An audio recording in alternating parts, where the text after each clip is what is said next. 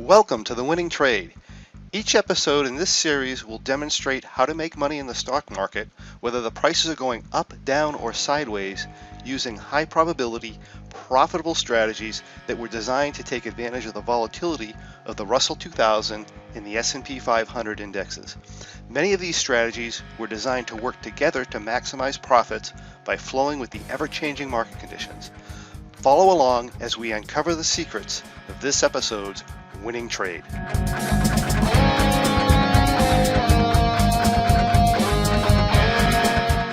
Hello everyone, my name is John Locke and I'd like to welcome you to The Winning Trade. But first, the required disclaimer material.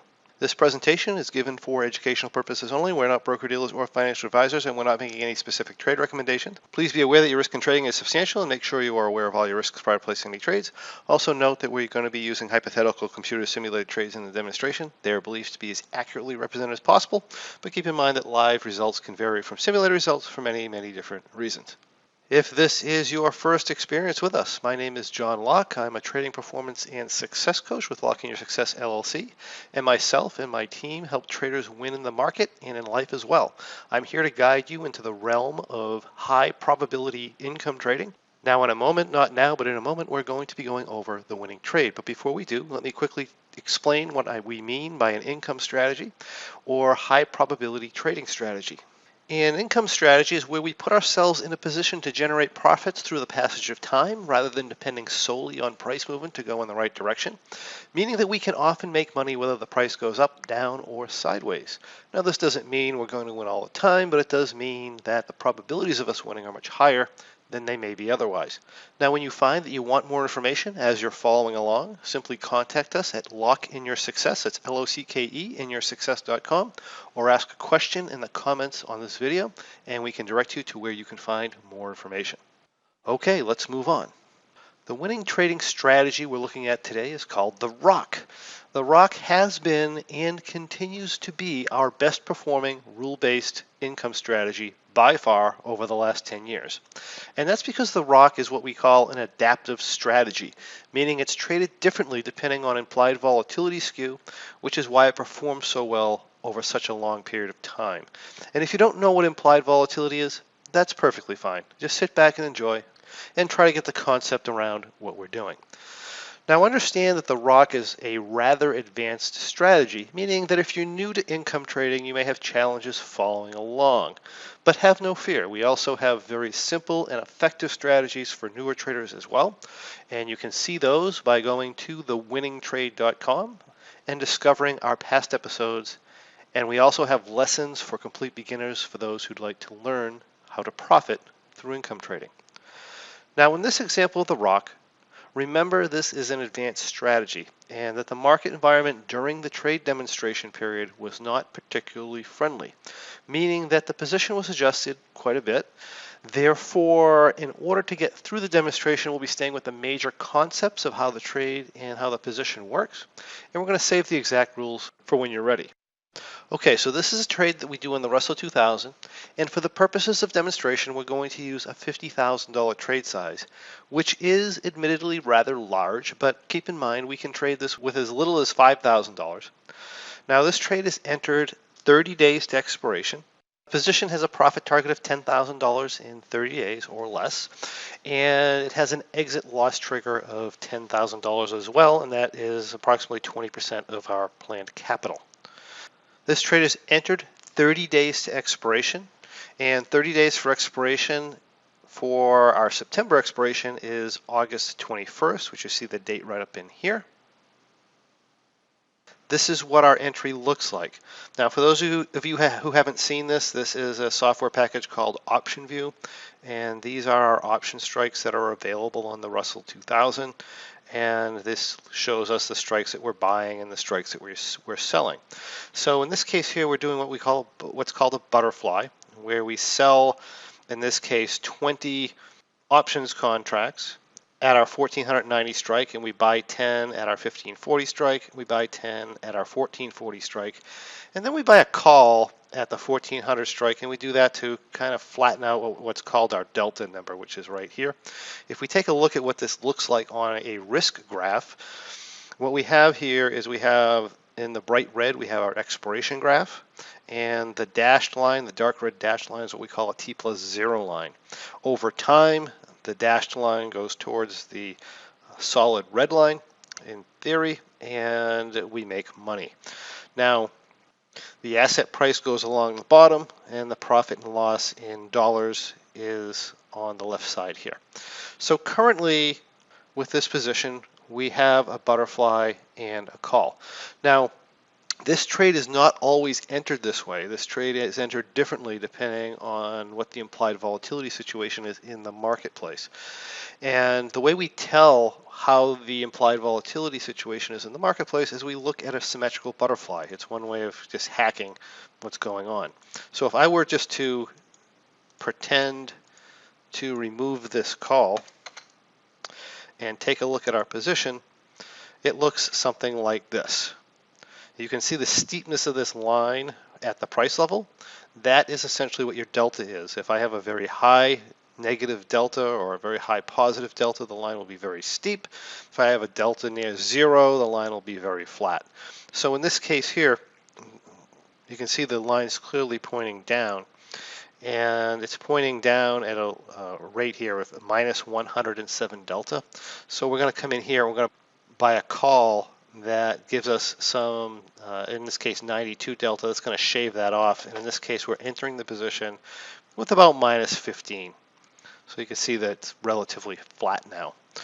Now, from here, if the position gets in trouble to the downside, in other words, the market moves down too far, what we're going to do is we're going to take this butterfly position and we're going to move it back. We're going to move it to a lower price level.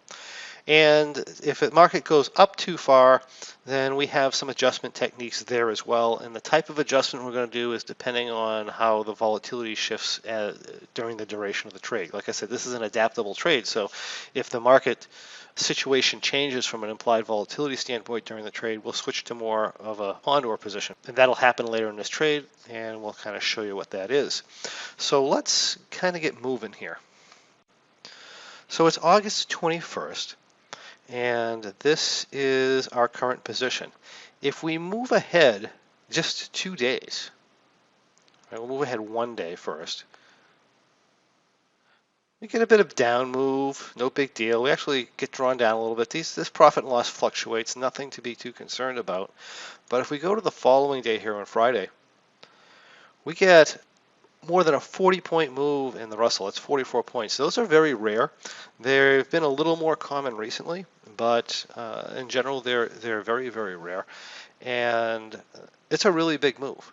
And that being the case, we had some implied volatility stuff going on, and the market price went from way up around 1510 where we started all the way down to this 1460 level. If we take a look at this on an analyzed graph, all in this position, all our risk is down here. And when we get back in the butterfly like this, we want to do something about that. So in this case, we're going to do what I said. We're going to roll this back. So we removed, we'll put this back again. We removed our butterflies at 1490, and we brought them all the way back to 1440, which is very similar to our starting position, except now we're drawn down some. But this is what our new position is going to look like here. If we go from the 23rd and we sit in this for about 9 or 10 days here, going all the way to the 3rd, not a whole lot's happened. We're still drawn down. And what happened in the marketplace is we had this really big down move right off the start. And then we're starting to consolidate, not making a whole lot of progress on profit and loss just yet. But here is what we look like here. If we move ahead to the 5th, we get in a situation where the market's gone up a lot. So our butterfly here is between 1390 and 1490, and the asset price is all the way up here around 1520. And this is what our position looks like. We got too far outside the tent. This was a big update too. We just had a 30-point up move this 1 day. So it shot us way up here in the tent, or outside the tent, I should say. So we're due for an adjustment. So here, what we're going to do is we're going to pick this butterfly up.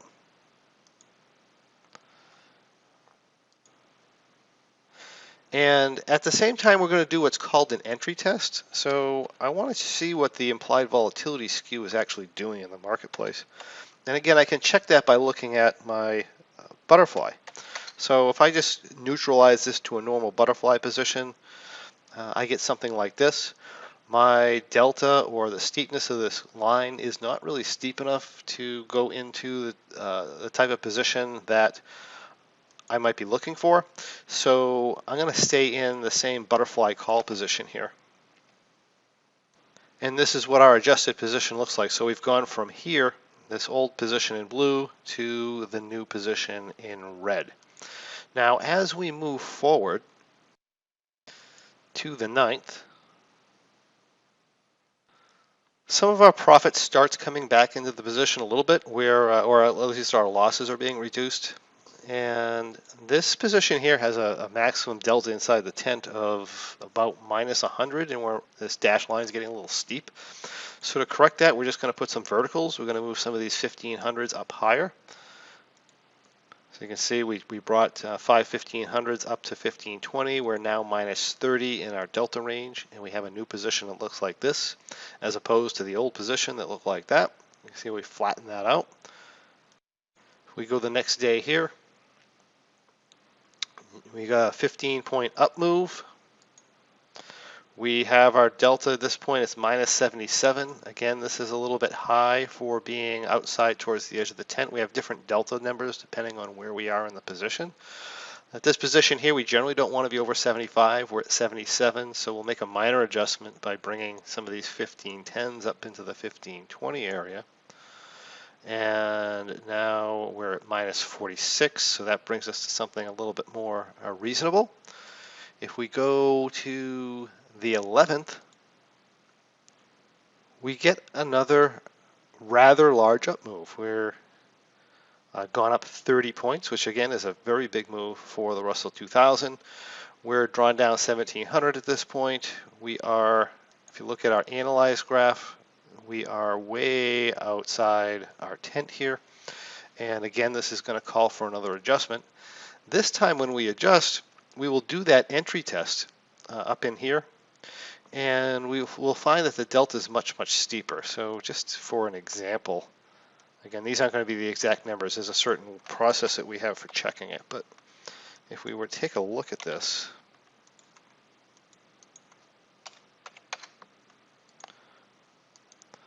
on its own, this is getting very, very steep here. This is getting very steep. And our delta number at that point is 242. So when we get up over 200, then generally we're going to convert into a different type of position, because at this point, we're looking to maximize theta at this point. So what we do in this case here is we're going to bring some butterflies up in to the 1560 level, and then we're going to add some butterflies up here 40 points higher at 1600. So if we take a look at the new position, the new position has a delta of about minus 80. We now have different delta rules than we did before. So this is going to be considered almost a completely different type of position or different situation. And we're down about $1,800. And this is what our position looks like now. It's more of a condor type of a position. So if we go from here, it's the 11th. And the great thing I like about these positions is they gain money extremely quickly. Let's go to the 13th. Right, we're almost getting back to break even here. On the 16th, what happens is our delta starts to get too high again. So our maximum negative delta in this type of positioning is minus 250. We're at minus 291. If we look at our charts, you can see that we're sitting right here. And in this case, we are due for an adjustment. So we're going to come in to adjust this. We're going to add in some butterflies up here at the 1600 level. We're trying to get this down under 200 at least, or right around 200. And this brings us down to 202. Now we could start adding some contracts if this isn't low enough for us up at the 1620 level. In this particular case, if we do that, our delta gets a little too flat. So minus 202 works here. and here is our new resulting position. Right, now blue was our old position, the red is our new position. If we move one more day, you can see how fast the money comes into the position. We are now up $4,791. And here's what the position looks like here.